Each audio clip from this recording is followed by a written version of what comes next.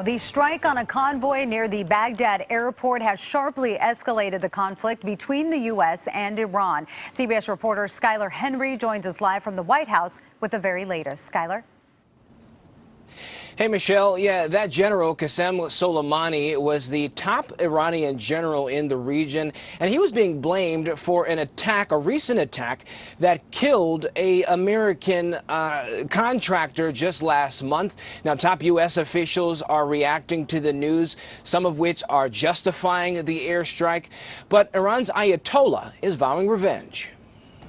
The Pentagon is deploying thousands of American soldiers to the Middle East as tensions rise between the U.S.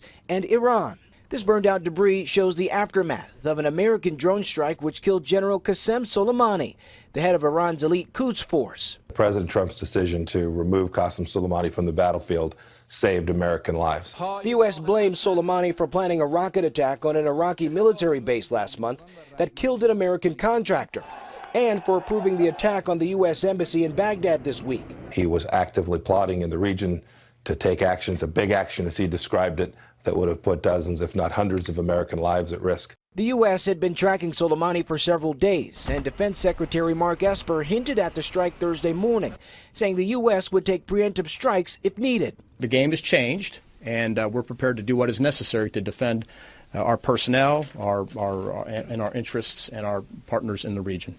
President Trump tweeted this morning that Soleimani has killed or wounded thousands of Americans and says he should have been taken out years ago. The world is a better place without him. The problem is that comes at a very high cost. Number one, there will be dead Americans, dead civilian Americans as a result of this. Iranians took to the streets Friday to mourn Soleimani's death. In a tweet, Iran's supreme leader vowed a severe revenge. President Trump dismissed the threat, tweeting, "Soleimani was both hated and feared within Iran. They are not nearly as saddened as the leaders will let the outside world believe." Now, Iraq's parliament leader condemned the U.S. strike that killed Soleimani. The entire parliament is considering a vote to remove U.S. forces from Iraq altogether. So, Skylar, what does this mean for Americans in the region, particularly U.S. diplomats?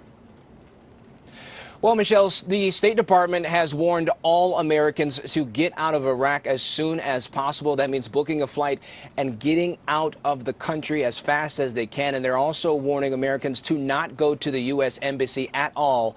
This as thousands of American troops are headed to the Middle East. All right, Skylar Henry at the White House. Thank you.